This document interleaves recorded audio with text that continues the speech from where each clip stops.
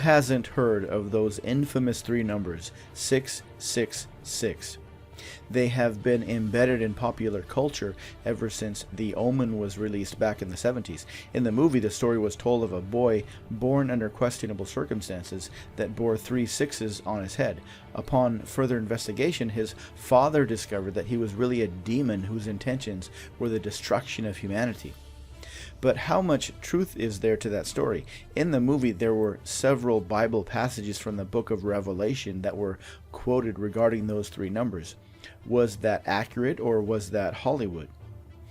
In the book of Revelation, according to many biblical scholars, it was written as a coded message of hope to the then heavily persecuted Christians. It was heavily coded because the author feared that if the Christians were caught with a text that was considered subversive to the Roman government, they would be executed. So it had to be written in a kind of code. The code that was used was a form of symbolic writing called apocalyptic style of writing. It was considered by many to be widely used between 200 BC and 200 AD, and because it was used in the book of Daniel, the author of the book of Revelation figured that the Christians would be able to interpret their message. Of the many symbols in Revelation, of course, is the infamous 666. But what does it mean? There are 2 things to consider that will make this clear.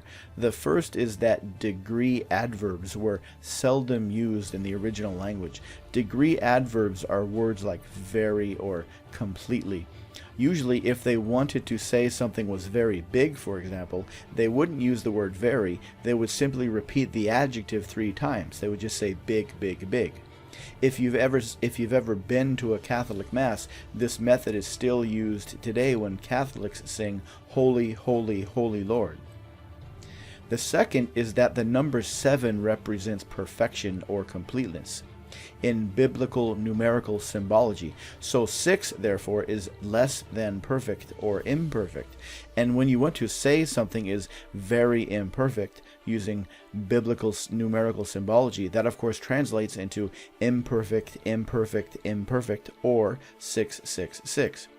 So when the author of Revelation described the evil leader of Rome as having the number 666, he was basically just saying that the leader of Rome was a very bad man.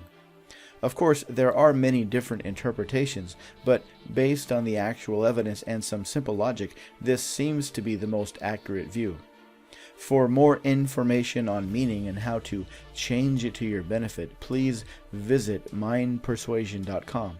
You'll find out how to use language correctly and how to make that the most important thing to help you get whatever you want out of life. Visit mindpersuasion.com today to find out more. Thank you for watching, and please tune in next time.